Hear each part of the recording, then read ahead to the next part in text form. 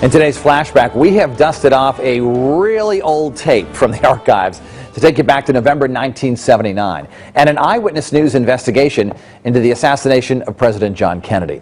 The Channel 3 reporter on this story was Bill O'Reilly, who was asking some pretty tough questions about a new theory that was emerging 34 years ago, that the assassin was not Lee Harvey Oswald, but rather a bystander in Dealey Plaza known as the Umbrella Man. Dallas, Texas, 16 years ago, the last moments of President John F. Kennedy's life. Here is the first sign of trouble, Kennedy reacting with his hands to something, his wife Jacqueline looking at him, and a man with a raised umbrella standing only yards away. Moments later, 2 bullets slammed into the president from behind. Why is there an open umbrella near the president when this is against Secret Service rules and the temperature in Dallas on November 22, 1963 was 68, skies sunny? And who is holding this umbrella? These questions have been the subject of research and debate for 16 years. Now this man, Robert Cutler, is charging that the man holding the umbrella was part of a conspiracy to kill JFK. Cutler, a Massachusetts architect and Harvard graduate, has been researching the JFK assassination for 13 years and is convinced his theory is correct.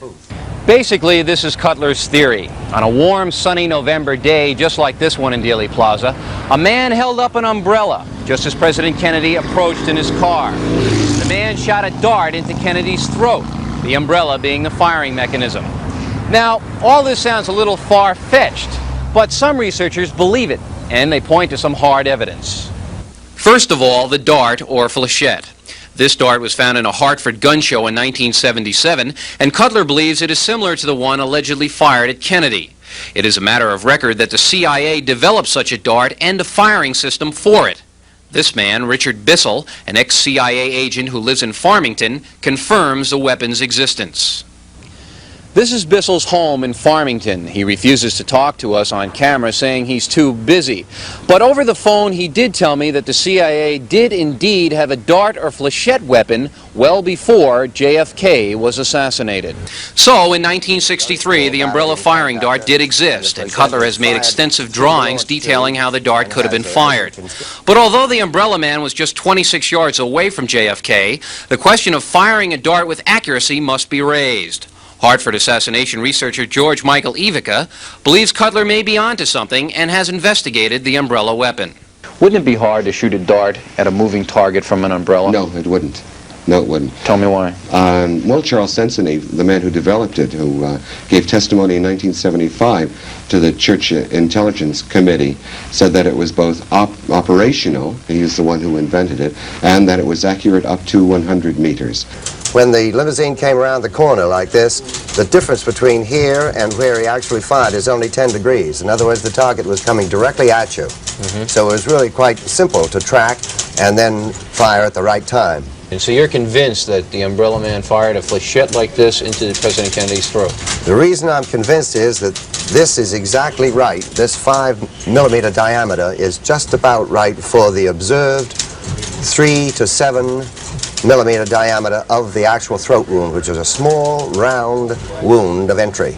The doctors in Parkland said so. At first, the doctors at Parkland Hospital in Dallas did believe JFK had been shot in the front of the neck. In the handwritten autopsy released through the Freedom of Information Act, Dr. Malcolm Perry, one of the doctors on the scene in Dallas, is quoted as noting the massive wound of the head and a second puncture wound of the low anterior neck in approximately the midline.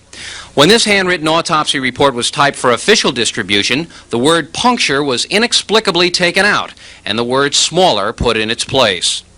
Soon after noting the puncture wound, Dr. Perry performed a tracheotomy on JFK, thereby obliterating the original neck wound. Today, the official government line is JFK was shot only from the rear and his throat wound was an exit wound. Critics want to know what happened to the dart that allegedly hit JFK in the throat. Cutler points to this document, a receipt signed by 2 FBI agents acknowledging the acceptance of a missile removed from JFK's body. This missile receipt has been a mystery for 16 years and a prime piece of conspiracy evidence.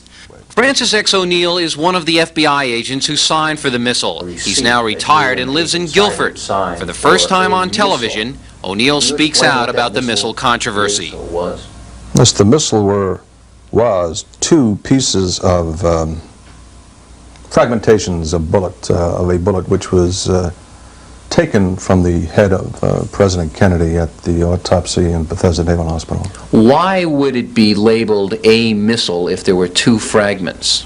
Oh, I think you'd have to ask the naval corpsman who typed it up at the particular time.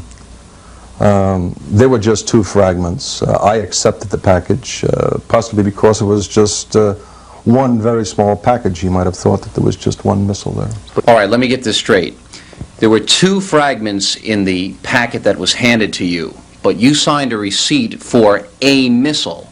Now, that's not very exact, and FBI men are usually very exact. Oh, I think under the circumstances at the time, yes. The corpsman was let in just for this one specific thing, to type up the particular receipt.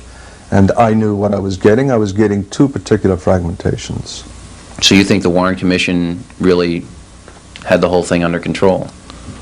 Well, if you mean under control, did they do an exhaustive investigation? Yes. Bill O'Reilly, Channel 3 Eyewitness News.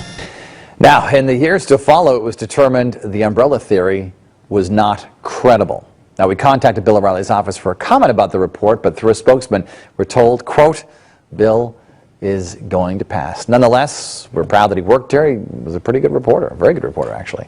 We thank you for watching, and have a great Sunday.